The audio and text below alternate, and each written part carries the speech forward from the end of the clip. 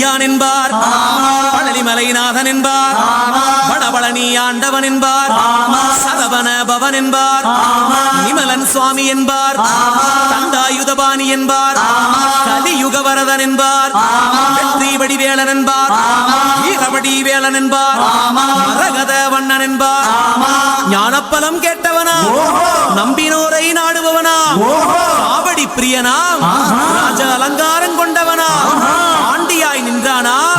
ஆனால் செல்வத்தை எல்லாம் கொடுப்பானா, அப்படிப்பட்ட முருகனவன் ரொம்ப ரொம்ப சின்னவனா சுவாமி.